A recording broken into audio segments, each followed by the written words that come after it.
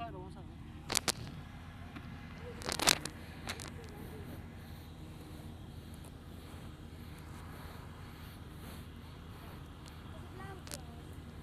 Yeah, come round this side.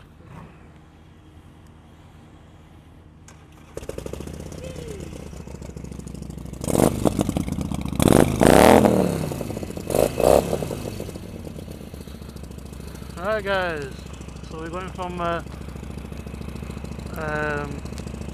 Scarborough over to Hawes today. As a little kid, wanting to rev the bike. Whatever keeps him happy.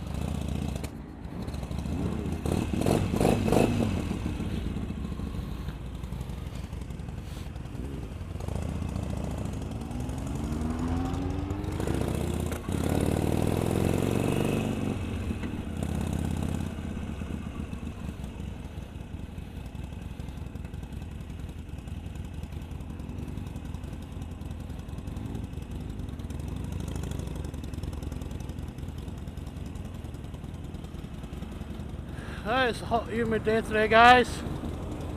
Like I said, going over to Hawes.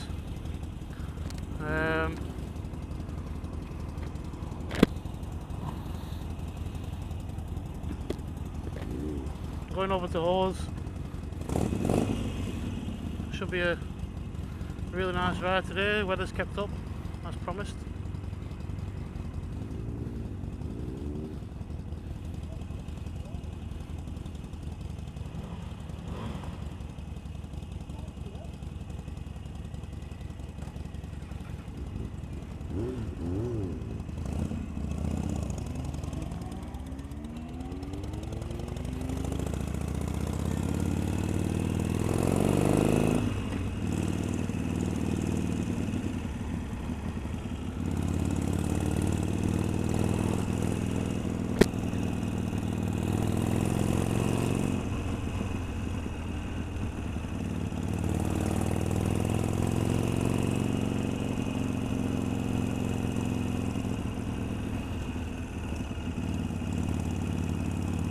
Okay, so it's a nice morning, nice little bit of breeze to cool off the humidity, because it is a little bit humid today, well, quite a lot.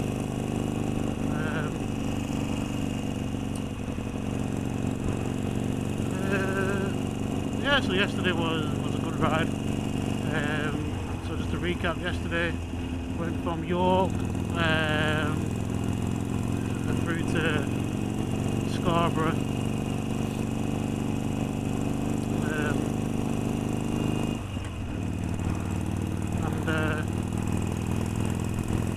was a good ride. The weather held up, which was brilliant.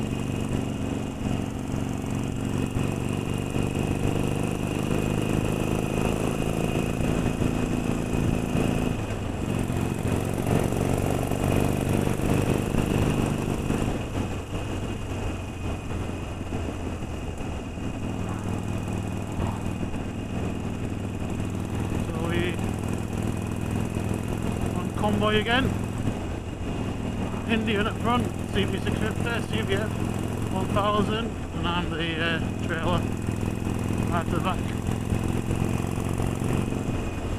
We'll see some nice views today, guys, some nice roads. We get up into Hawes, I'm going to head from Hawes down into Skipton,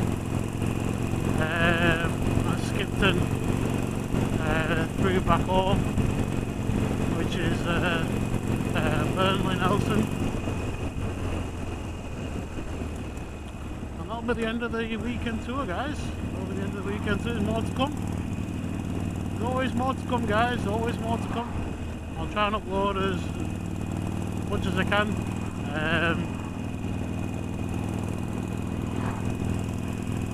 Let's see, I've just started off motor vlogging,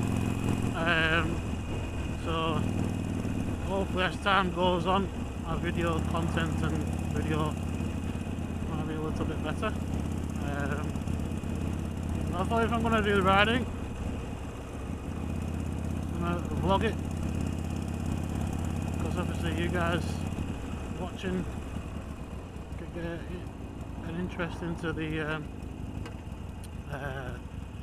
different areas that we're going through, and if you're thinking about coming into motorbiking, then ideal. Some cakes out, some festivals, Scarecrow festival. I'm sure it must be something for charity. It's always good. Always good to do something for the charity.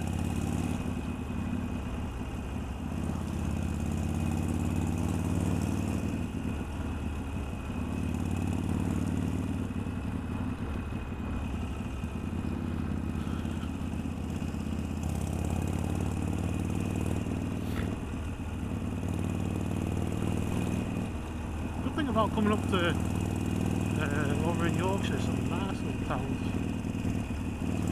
towns, little communities.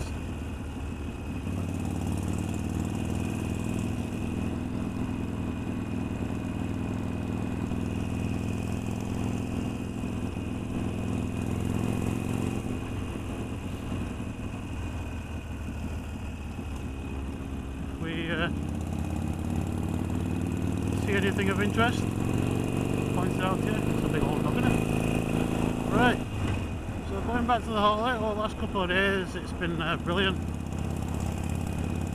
There's a bit of, when I started this morning, there was a little bit of a sputter, and I think that's because it's cleared up now. It's cleared up after a couple of seconds, but there's a little bit of sputter, and I think that's down to the rain last night, overnight. It might be going to the floods or something like that, but I'm not sure.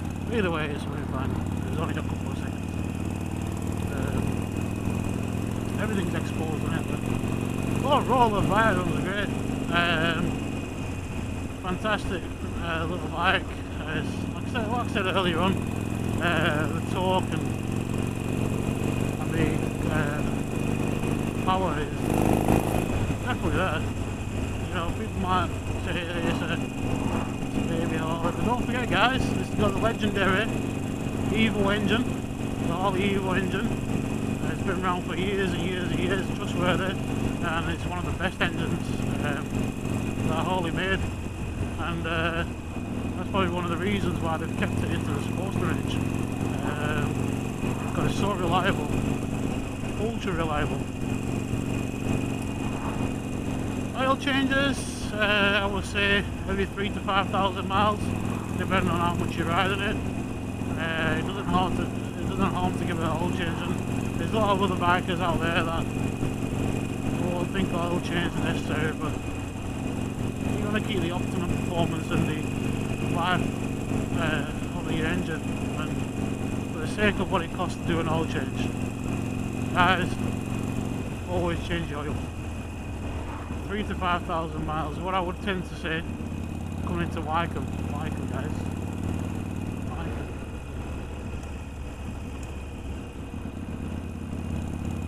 Yeah, sorry, going back onto the oil, so the oil changes, it's always, at the end of the day, how much does it cost to do an oil change? I think the Harley, including the filters, around about 50-60 quid. Don't forget on the 883, and I think there's 400 other Harleys as well. The clutch has a separate oil, it's about 1 litre, so that needs to be drained separately. It's not a combined oil like many other bikes, so you have to change that separately. Don't forget to do that, guys. Very easily missed, and when I bought this Harley, bearing in mind it's 2018, so it's not, you know, it's only a few years old. when I did the oil change, I realised obviously you need to do the clutch gearbox side of it. And when I drained the oil, in all honesty, it's a good job I drained it. It was black as a night. So obviously it must have not been done since it was taken from factory, to be honest. I can't see it. The amount of miles that the bike did it, there's no way that's been changed. Yes, that's quite easy. Just don't forget to not overfill it. When I did change it, it looked like because whoever's had it before has changed the cover for the clutch cable. Sorry, the clutch housing for the filler housing. Put a new cover on it. And I think they must have not understood that unit only takes just short of 1 litre of fluid. And they've definitely obviously put more in thinking that it's low, but when it's not. So when I drained it, literally I think probably 1.67 litres came out. So you know, it's quite lucky that I changed it because it can be actually damaging to your clutch end of the bike. So remember, guys, if you're doing the oil, you need to change the clutch side of it as well. And for the sake of what it costs, again, £10–15 for a litre. £20 at most, depending on what we're going to put in. It's well worth the change. I would say just do that every time you do an oil change. It's going to do no harm. It's going to do it's going to prolong the life of the bike. So yeah, oil changes definitely need doing. Don't just think, oh, there's plenty of oil in there, it don't look too bad. And what I would say, as winter comes, then you put down the bike for winter before the new season. That's when I tend to do the oil changes over the winter, ready for the new season. And if you do more than 5,000 miles in the season, then yeah, do the oil change. At the end of the day, you need to maintain your bikes. Whatever you maintain it well, it'll serve you well. Same as a car, you maintain it, it'll serve you well. No point cutting corners, guys. Remember, you're more vulnerable on the bike, so to keep it in tip-top condition is obviously for your safety as well as a rider, as a biker. It's going to make you feel more confident. And you don't want to be going on a long route and you break down and you look at the bike and you know, that's something that I could have just done, you know, and it costs you next to nothing, but then it's caused you the full day of hassle trying to get your bike back home. Yeah, so just keep on top of it, guys. Yeah, that's what I would say. And if you're a true biker and you're watching these vids, then you'll agree with me. You have to keep on top of your bikes. You know, you'll see. I've been to a lot of bikes and I've looked at buying them. And honestly, you look at them and you think, what have you been doing with this bike? You just do not care. And if you go to buy a bike, guys, and you can just tell that bike's not been looked after, just walk away. It's not worth it. Even if you're saving yourself 500 quid off what it should be, it'll probably cost you 500 quid to get it back up to standard, and then the bike's already worn down anyway. So second-hand bikes, guys, if you're buying them, just make sure you're buying them and you're looking at them and getting the history of the bike. The last thing you want to be doing is throwing dead money at the bike when it's not, in hindsight, worth it. If you can afford to buy one from the showroom, even better. Or use a bike from a dealer, even better, because obviously you get that warranty with it. There's a lot of bikes going on finance these days. Makes sense if you're paying a lot of money rather than giving the outlay straight away. You can pay over time, PCP, things like that. Well, I wouldn't really recommend PCP because at the end of the day you don't own the bike. You'll be paying it for 4 years or 3 years. You have to hand the bike back or buy it off them. But you can take regular finance out within 3 or 4 years. The bike's paid off, it's yours. Do what you want with it. So in logic terms, it doesn't make any sense because I know people say with the depreciation of the bike and so forth, so it balances itself out. It doesn't really, because you spent all that money paying for these installments.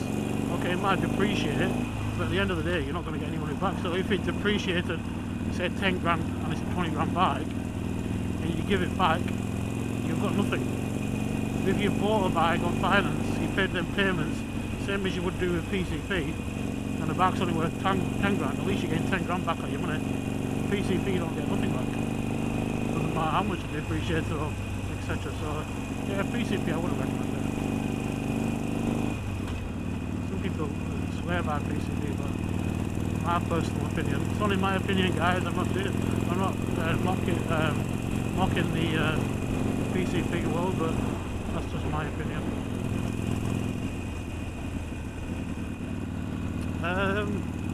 The routes on the Lancashire routes on this one, really beautiful. We're into Rydale now. Rydale. So we're coming down. So from Scarborough, we're coming down into Rydale. I was going to show you guys. Let's get back to that in a minute. I was going to show you the pickup on the Harley. So obviously this car is going pretty slow. I can't overtake on this bend. It's a bit dangerous. When I get on a straight road, I'll show you the pickup. We have plenty of power to pick up. What's this car doing? Why is it slowing down so much? I'll be thinking of trying to overtake out of the drop a gear. Oh, wait a minute, the white van's coming. Can't do it. Too risky. I'll say you want your bike stolen or something, guys, and I'm overtaking something coming towards you. Not worth risking it. We're in a bit of a pickle here because we're on a hill now. Right, just wait for it to stretch out. I can see the road. And I'll just show you the there's plenty of torque there to get you past people. So with the 1200, guys, like I was saying before, well, you might feel a little bit more torque, but the main difference is the top end speed. And to be fair, when are you going to drive like 100 miles, 110 miles an hour, you're not going to do that here. Unless you've got a air conditioner. So, there's a break in the speed limit. It's not you're going to do you any favours. Yeah, they're going to get points on your license, so it's going to end up bad. You know, you see riders on the roads and they're doing stupid speeds like they're on a bloody racetrack. You just don't, there's no need for it. There's no need for it. That's not what bike is about. Bike is about, you know, keeping up with the limits, enjoying the scenery, enjoying the roads.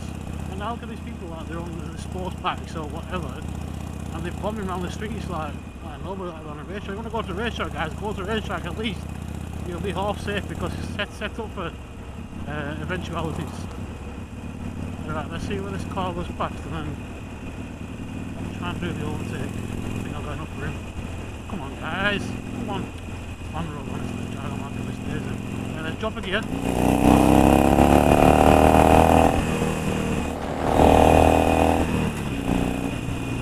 See that, guys? It's got plenty of power there to do the overtake.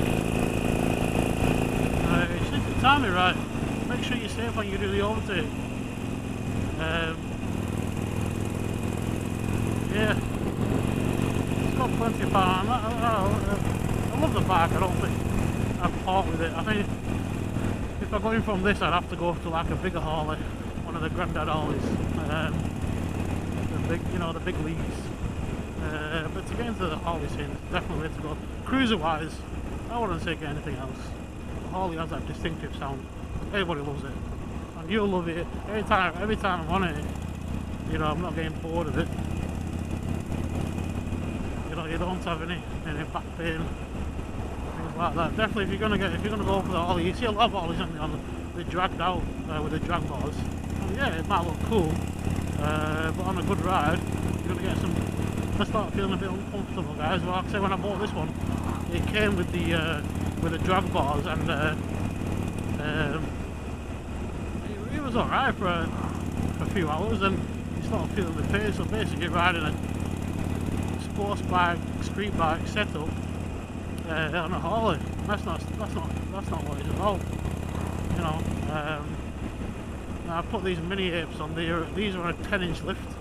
Obviously you can get bigger. It's up to you what you want to go for. But I found the 10-inch lift is like it's just right for my height, and it gives you that nice seating position. The geometry of your body is just set up right for the bike.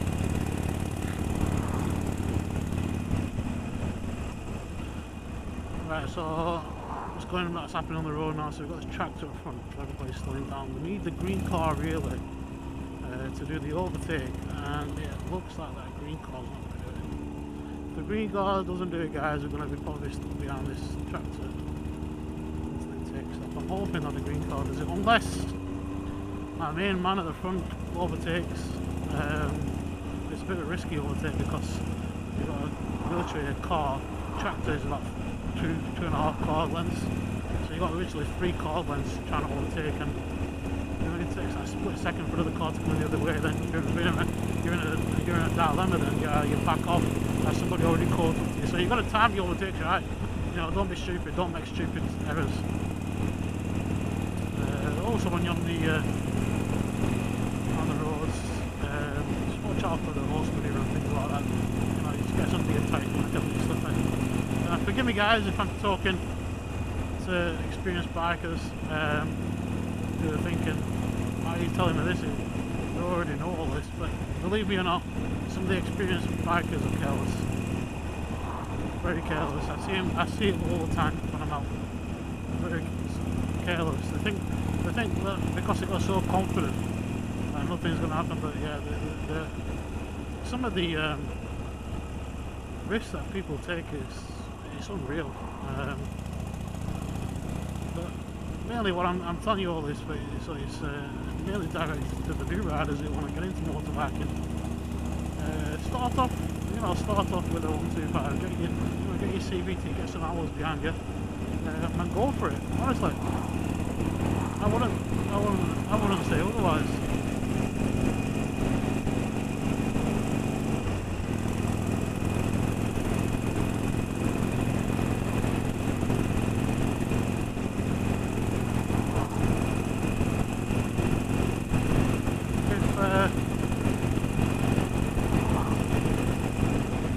Thinking of getting into biking, which I highly recommend, and I'm not just saying that because I ride bikes, I'm saying that because I can 100% convinced that once you're on a bike you'll realise it's not as dangerous as people make it out, and I think 90% of danger on the bikes is coming from the actual rider themselves, careless mistakes.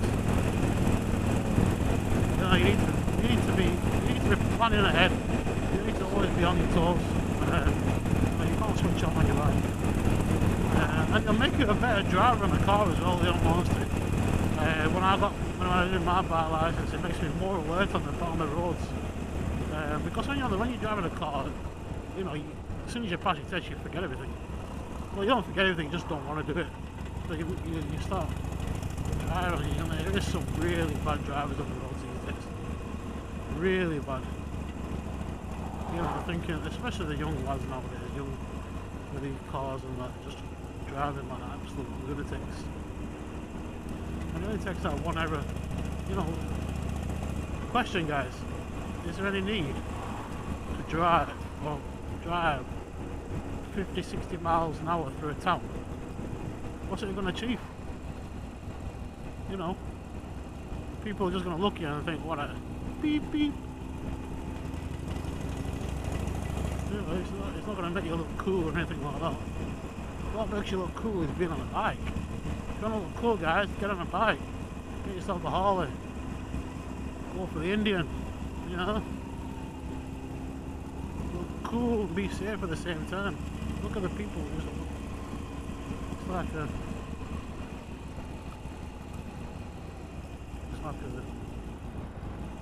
good, was that a bike? I'm coming to a nice village, you know. If you have any questions, guys, you want me to answer, you think anything we could be doing better, comment, and get back to you. So we're going towards Pickering now. First stop is going to be Pickering. I don't know whether the guys are going to stop here. I'm just following the guys. Oh no, sorry, we're not going to be stopping here. This is Thornton the Dale. We stopped here yesterday, didn't we? I'm taking my bearings in. So we're gonna be going past the Bangers and Cash place that we visited yesterday. If you want to see that, go on the other website. all the other videos.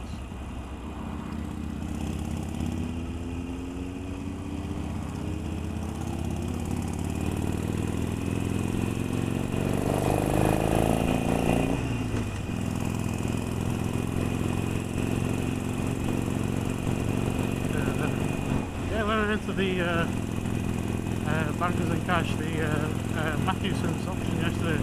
The owner, the old gentleman, what a lovely guy. Honestly, what a lovely guy. I got a picture with him, such a down-to-earth chap. Well worth having a visit. Some nice things to buy from there. As a memorabilia that you've been there.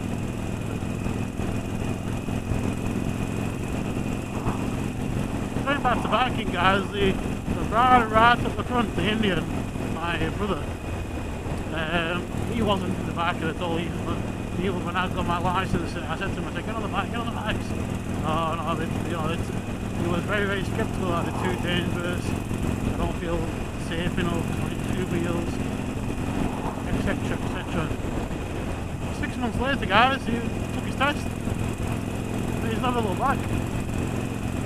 You think about it, like, if you're on a motorbike, you're out in the winter, I understand that, I understand it completely. But you have to be a safe rider. You know, wear the proper gear, don't wear a bloody t-shirt going down the road. You don't have to come off that, your skin's gonna come off at the same time with you. You know, buy the proper gear, don't buy cheap stuff, buy good stuff. You know, don't be tempted to scrimp on the gear because on the helmet or anything, because at the end of the day, guys, that's what's going to save you. You know, you buy your Chinese helmets and this and that, your Chinese gear, thinking, yo, I've got a bargain there, guys. I've got a bloody bargain. Well, you haven't really got a bargain because you might as well wear nothing. You know. And when you're buying gear, it's only that one time outlet on expense, and then you're gonna and that's it. Then it's done, then, isn't it? You know, you don't have to keep buying the same thing over and over again. Obviously, unless you put a bit of pounds on or something like that. You know, but other than that, you know, you buy it once properly and it's done. Yeah, so don't go for cheap stuff, guys. It's not worth it. I'm taking from experience when I passed my test out, I thought, there's no difference in it. But then after you start reading into it, the helmets and this and that, you know, it's not worth it at the end of the day. It's not worth it. So when after about 3 or 4 months of owning the cheaper stuff, I just started gradually putting a bit more money into it and getting the proper stuff. It might seem expensive, like I'm wearing at the moment the Armoured Hoodie, made by Alpenstar, this sports chrome hoodie. Yeah, it's shy of £200, but at the end of the day, if you paid it once, it's such a comfy jacket.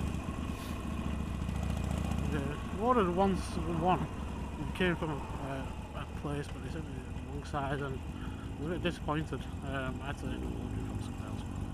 So things, and it just doesn't happen all the time.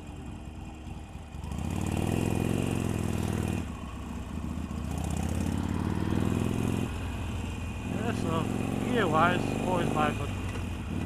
Even if you buy second-hand clothing, with helmets, you got to be careful. You know, just make sure that if you buy a second-hand helmet, and a lot of people are probably cursing me right now, saying, "You never go for second-hand helmet. You never go for second-hand helmet." But at the end of the day, second-hand, there's nothing wrong with it as long as it's all right. You know, just be careful when you're buying a helmet. You got to be careful that it's not being dropped, or just look out for the telltale signs. But clothing-wise, yeah, second-hand, there's nothing wrong with it, as long as it doesn't look battered. Like the guy in front on the CBF with the RST, he got that suit. That was second-hand. It looks literally like